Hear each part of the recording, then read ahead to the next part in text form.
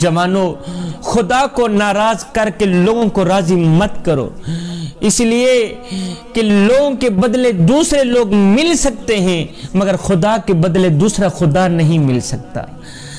हजरत सैयदना अलीजुल मुर्तज़ा शेर खुदा रज़ी अल्लाह ताला अन्हु, आप जब भी आज़ान की आवाज़ सुनते तो एकदम कांप जाते, जिस्म पे लर्ज़ा तारी हो जाता। किसी ने पूछ लिया, हजरत आप जब आज़ान की आवाज़ सुनते हैं तो एकदम कांप क्यों जाते हैं, जिस्म पे लर्ज़ा क्यों तारी हो जाता है?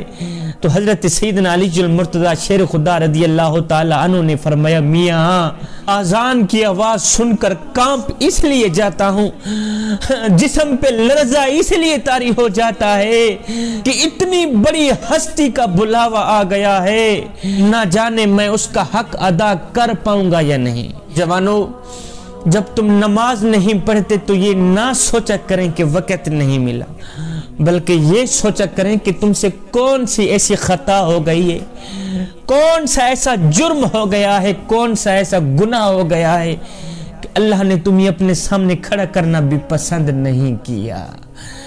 दिन में 5 टाइम नमाज पढ़ने की अपनी आदत बना ले, सिर्फ ये सोच करके कि हो सकता है ये नमाज तेरी जिंदगी की आखिरी नमाज हो, मियाँ हो सकता है ये आज़ान तेरी जिंदगी की आखिरी आज़ान हो, मियाँ हो सकता है तुझे तेरा रब आखिरी बार बुला रहा हो।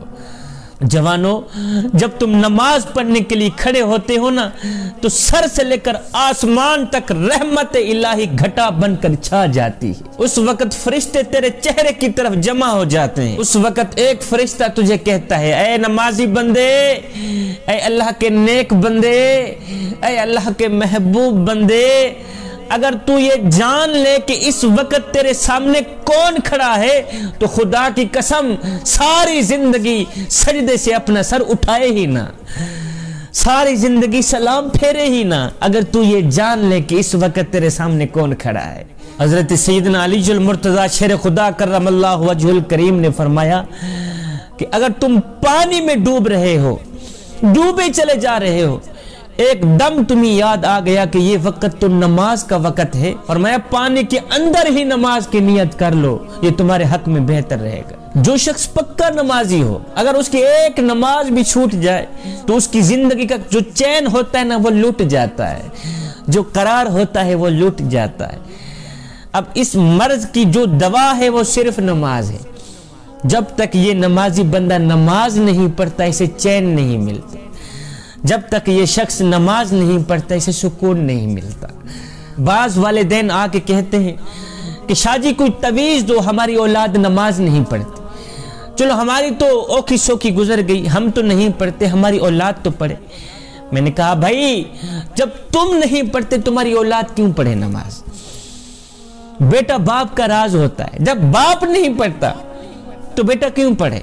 बाबा जी, तवीज़ लेने से बेहतर है घर में मुसल्ला बिछा के पहले खुद नमाज पढ़ो, फिर तुम्हारी औलाद पढ़ेगी। और वो तवीज़ जो अल्लाह के नबी ने तुम्हें दिया था कि बेटा 7 साल का हो जाए तो उसकी उंगली पकड़ कर मस्जिद में ले जाओ, उसे नमाज सिखाओ, और जब 10 साल का हो जाए वो नमाज ना पढ़े तो उसे डांट के नमाज पढ़ो, उसे मार के नमाज पढ़ाओ।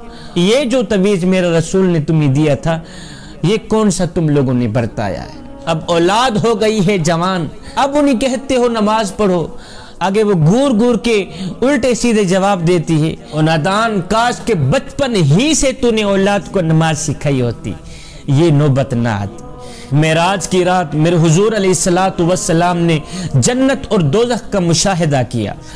जब मेरे हुजूर अलैहिस्सलातु वस्सलाम ने दोज़ख का मुशाहिदा किया तो मेरे हुजूर अलैहिस्सलाम ने अपनी आंखों से देखा कि कुछ लोग हैं जिनके सर पत्थरों से कुचले जा रहे हैं, फरिश्ते जिनके सरों पर पत्थर मार रहे हैं, पत्थरों से कुचले जा रहे हैं कुछ लोग। ये देखकर मेरे हुजूर अलैहिस्सलातु वस्सलाम ने हजरत सैयदना जिब्रील अलैहिस्सलातु वस्सलाम से पूछा, ये कौन लोग हैं जिनके सर पत्थरों से कुचले जा रहे हैं? ये सुनकर जिब्रील अलैहिस्सलातु वस्सलाम ने अर्ज की, हुजूर, ये आपकी उम्मत के वो लोग हैं जिनके सर अल्लाह के हुजूर झुकते नहीं थे।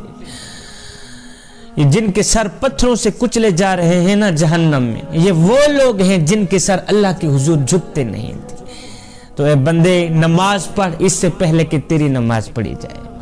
جوانوں، اگر قیامت کے دن امام حسین کے ساتھ کھڑے ہونا چاہتے ہو تو پھر نماز کبھی نہ چھوڑنا، پھر نماز کے ساتھ اپنی دوستی لگا لینا، نماز کے ساتھ یاری لگا لینا، نماز کو ہر وقت اپنا محبوب سمجھنا۔